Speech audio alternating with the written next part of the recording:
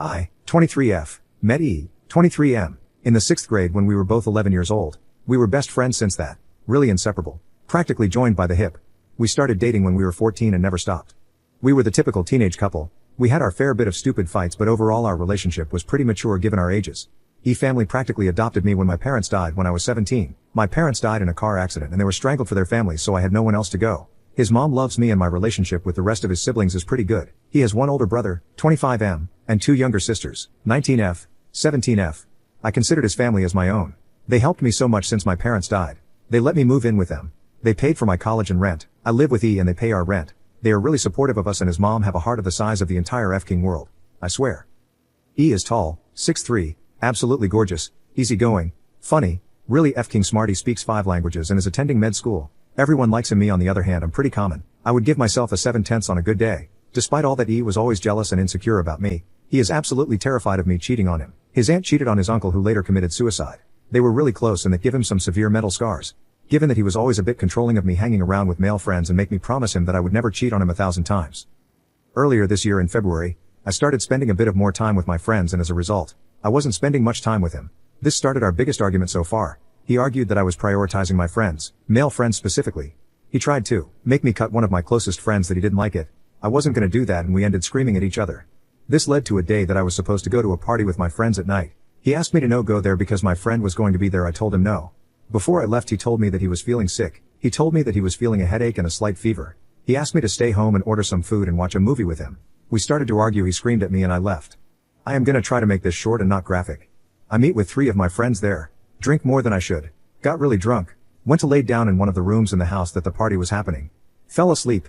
And woke up with my 3 friends raping me. I was able to scream and one girl who was in the bathroom heard me up and came to help me. Soon other people started showing up and in the end, the guys who did it were beaten up too close to death.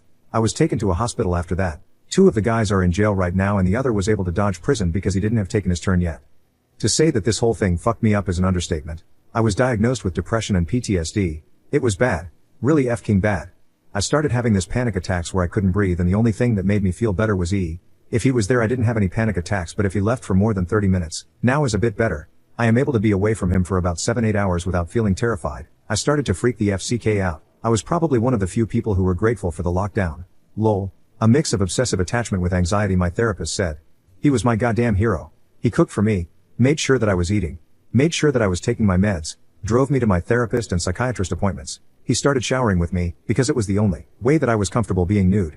Don't ask me to explain why. He held me down when I started sobbing at random moments of the day. I used to have night terrors and the only way to this day I can fall asleep is with my head on his chest. He is the only person who makes me feel safe. Basically he and his family. His mom helped us a lot. She was the one who delivered groceries to our apartment because he couldn't leave or else I started to panic. Were the ones responsible for me not killing myself.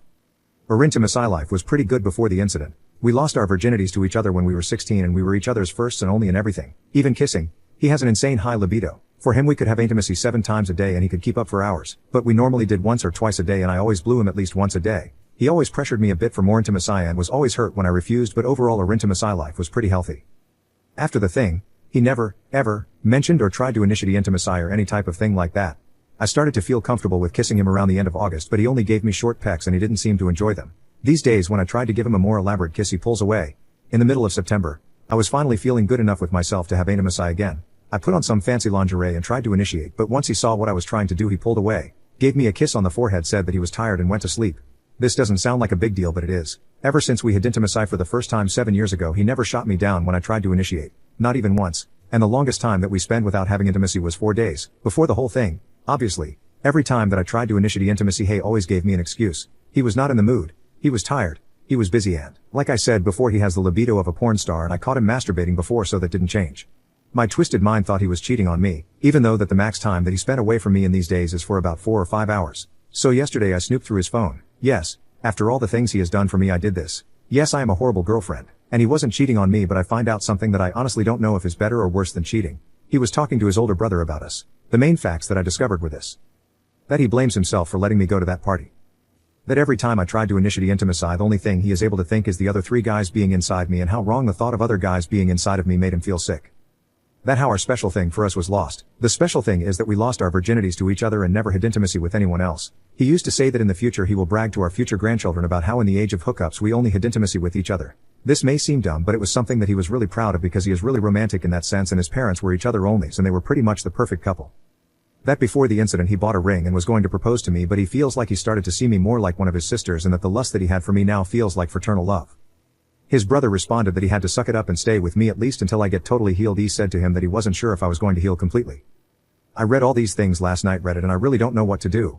The thought of not being with him makes me feel terrified. We were supposed to grow old together. He had our whole life planned already. We even discussed baby names. He is absolutely perfect and I don't want to lose him. I have a therapy appointment next Monday, but I don't think I'm able to keep this to myself until then. I'm really desperate here. Any advice is really appreciated. Now on to another story.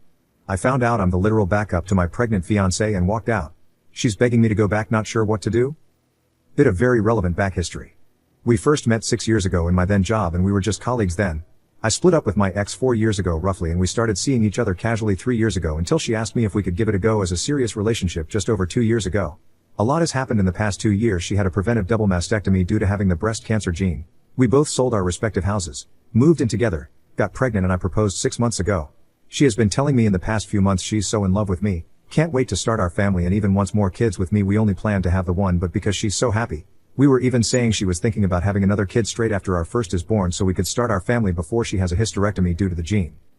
So she went on maternity last week and we have 2 weeks to go before our child is born. Sod's Law said my phone died a few days ago, so I asked her if I could use of her old ones until my new one came. She said of course and told me which one and said it should be empty. Really. Important thing to note here is that she actually has 2 of the same make but different models, so by mistake, I grabbed the wrong one and logged in and said, oh, I thought it was blank. She said without thinking she must be baby brained again, so to do what I want and delete anything I don't need. After a short while, I start going through the phone and see she has conversations with her bestie in there, and the last dates were just before we committed to each other. Basically, she was talking to her and literally weighing all her options up about having kids with before it's too late, and she was going over her backups, and I saw their chat about me. Basically the consensus was I was the shortest and oldest of her guys she was seeing, but I had the best prospects, most stable job, best personality, most common interests, funny, good in bed and good looking even if I'm not her usual type. So she said she was going to give it a go and her friend encouraged her. Then I guess we started dating. The messages stopped when she was starting to go through her mastectomies and got a new phone. I just went like what the fuck babe out loud, and she initially was clueless but realized what phone I had. She was mortified and she was spiraling trying to explain herself but not making much sense. I literally told her to shut up, grabbed my stuff and walked out. I've booked into a B&B and have been staying here for a couple of days. She's been messaging me, sending video messages literally begging me to come home crying so we can talk. I can't face it. I feel so effing humiliated and used. I've gone from the happiest I've been in years to feeling like my last couple of years is a bit of a lie. I keep going through the messages on one hand and thinking of the way she's been in the past few months on the other, telling me how much she's in love with me, how happy she is, she wouldn't change the past couple of years, and how much she's looking forward to starting a family with me. Saying things like she has an actual crush on me. Even just sends me texts with a love heart on. I literally don't know what to do. Do I go back and talk? Or wait it out until she has the baby then go back and discuss it then? I am a literal mess. Reddit. Edited to add an update. You're alright. I shouldn't just walk out and leave her while she's so vulnerable. I'm going to go home at least and be with her until the baby is here, and we'll see what happens there. Can't say I know long term how I'll feel and what will happen or that I'm that happy, but we'll tackle that when it comes. Now on to another story. My ex left me after a cancer diagnosis 3 years ago and wants to be involved in my life and friends again. I am very conflicted and not sure what to do. I met my ex almost 7 years ago and we started casually seeing each other around 2018. Our relationship was very chaotic and unhealthy in the beginning for reasons that I do not wish to disclose, but I was at fault. I hurt her really bad and we ended up ruining our friendship. We stopped talking for a period of time and then I finally reached out after almost a year realizing that I missed what we had. She was reluctant, but we gave it a go. Our relationship for that period was fulfilling and I was very much in love with her. It felt safe and loving, however I wasn't very sure how realistic things were. We got back together right before the pandemic started, so there wasn't a whole lot for us to do except spend time together. My ex was struggling a bit with some life choices and what to do next. Her family as well was going through a very difficult period with her parents splitting and her dad moving abroad for work. Her relationship with her mother is not great either. She wasn't in school and was unsure of her career path. I on the other hand was doing a dual degree at a very prominent college, a D1 varsity athlete, and was planning on going to an Ivy League school for my master's. I never brought this up to her or made her less, and I always actively encouraged her to go back to school, which she did. I love her very much and cared about her a lot because she made me feel safe and loved. In July 2020, I started having some symptoms around my groin during training after a bad session and went in for an MRI. It was determined that I had torn my groin, so I went in for an operation shortly after. Before the OR, my doctor did some blood work that came back very skeptical, and during the OR they found a tumor in my groin. It was cancerous, but they caught it very early on, so the prognosis was okay. However, the treatment was not good. I couldn't train anymore and was only working and doing my classes online. 3 weeks after the surgery and after introducing me to her family, My ex comes to my place and breaks up with me saying the spark is gone. She doesn't love me anymore and doesn't want to work on this. I absolutely broke down mentally and was crushed. She went on to move on within a couple of hours when my friend found her Tinder and I was devastated. To make things much more difficult, a week later, my best friend from childhood dies in his sleep. I told her we could evaluate things after a month, but I was so crushed/hurt that I ended up cutting all ties. The next few months were mentally the darkest period of my life. Eventually, I was cleared to start training again and was doing classes online due to the pandemic. But mentally I was fucked up. A lot of therapy, crying and mental breakdowns. I moved on with someone else, but that relationship ended shortly because it wasn't fair for her to be put through what I was going through. During this time, my ex was bragging to our mutual friends about how she was really enjoying her slut phase and that she was happy she left me. She also went and slept with my former best friend who she knew hurt me very much in my past, and I found out about it, which crushed me. Coupled with her accidentally running into me at some of the spots I frequent, I was very angry and upset. Since then I graduated with 2 degrees, got accepted into an Ivy League school for my master's and started a really good job. I healed a lot through therapy and working on myself and even got to qualify for a major sporting event. Lo and behold, while all of this is happening, she decides to reach recently and tells me how proud she is of me and then asked if we could talk and have coffee. That she misses our friendship and wants to be involved in my life.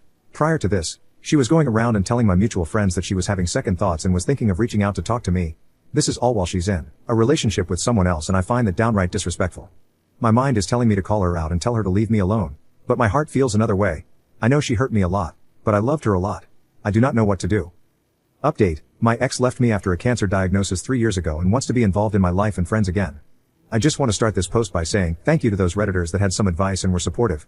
I read through most of the comments and I have to say wow. I did not expect that. Shortly after I wrote this post, I had a breakdown which was not good. My ex triggered me because it brought back a lot of those feelings of abandonment, inadequacies and feeling like shit. It felt like a slap in my effing face to leave at my worst and now is wanting to be a part of my life when I am at the highest moment. Luckily, I had support from my family, friends and therapists who talked me through this period. My family and friend absolutely despise her and thank God for them that I did not crawl back. I read through what I wrote again and I am shocked at what cognitive dissonance I was experiencing at the time. So after a couple of days, I went back into my journals and read out what I wrote about that experience. It was heartbreaking, to say the least. Someone mentioned codependency and feeling guilt, which is exactly what was going on. I was toxic and not good to her before we started dating, but I did a lot of work to become a better person. I felt emotionally guilty and responsible and thus allowed this to happen. I did truly care and loved her, but what happened post-breakup is not something anyone ever effing deserves. The one person who hurt me and she slept with him right after we broke up. That just showed her true colors. I loved somebody who I never knew. Another thing that shocked me is reading over my journal that I had while we were together. The comments that she made about me being fat, despite being an athlete, and dressing poorly. Some even of the racial comments she made about how she wants mixed babies and fetishized me. I am biracial. She even deleted her BLM posts the day we broke up too, despite being so much of an advocate for it. This was so fucked up on many levels and I am going to need extensive therapy to overcome that. I am lost for words and do not know where to begin. So what did I do? I told her in an assertive and kind manner not to contact me again and that it was disingenuous what was going on. I know some Redditors told me not to do this, but I did not enforce the boundaries post-breakup and she violated many of them, including following my mutual friends and asking about my well-being, people she never met before. So I had to draw the line at that. She's blocked off everything and it will stay that way. I am never going back to that again. Started full-on therapy again today on a weekly basis and really going back to healing before I can be involved with someone again. Funny enough, I ran into her former friend today and she word for word said you can do so much better than that shit. I'm going to take that advice and move forward now. Good things have only happened so far in my life and it will continue to get better.